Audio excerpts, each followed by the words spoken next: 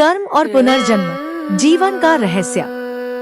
रात के अंधकार में एक तपस्वी गंगा किनारे बैठे ध्यान में लीन थे। उनकी आंखें बंद थी, परंतु भीतर की दृष्टि समस्त ब्रह्मांड को देख रही थी।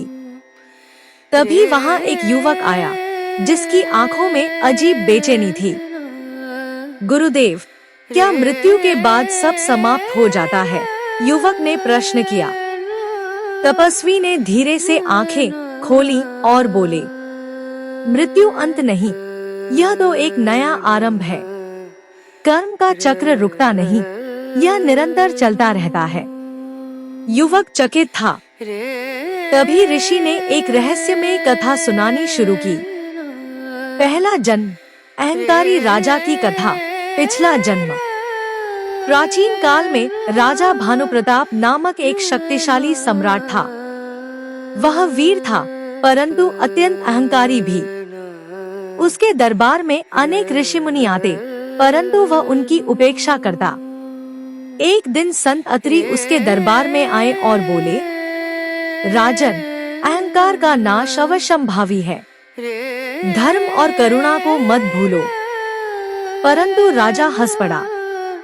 संतों की बातें केवल निर्बलों के लिए हैं। शक्ति ही असली सत्य है। क्रोधित होकर उसने संत को कारागार में डाल दिया। परंतु वह यह नहीं जानता था कि कर्म का लेखा जोखा कोई नहीं मिटा सकता। कुछ समय बाद राजा युद्ध में पराजित हुआ और उसका संपूर्ण राज्य विनाश के गर्त में चला गया। अंततः मृत्यु आई और राजा भानुप्रताप ने प्राण त्याग दिए। दूसरा जन्म, संघर्षशील किसान की कथा। वर्तमान जन्म, राजा का पुनर्जन्म एक निर्धन किसान के रूप में हुआ। अब उसका नाम धनपाल था। जीवन संघर्षों से भरा था, फिर भी उसने परिश्रम नहीं छोड़ा। एक दिन जब वह अपनी भूमि जोत रहा था, उसे सपने में एक दृश्य दिखा।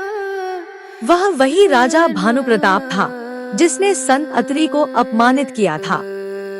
अचानक उसे समझ आया कि उसकी निर्धनता पिछले जन्म के कर्मों का परिणाम थी।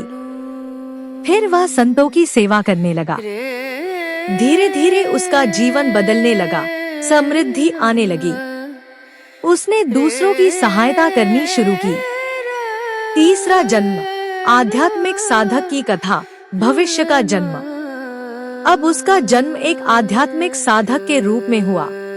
संपूर्ण कथा जानने के लिए चैनल को सब्सक्राइब करें ताकि संपूर्ण कथा फुल वीडियो के माध्यम से जान सके।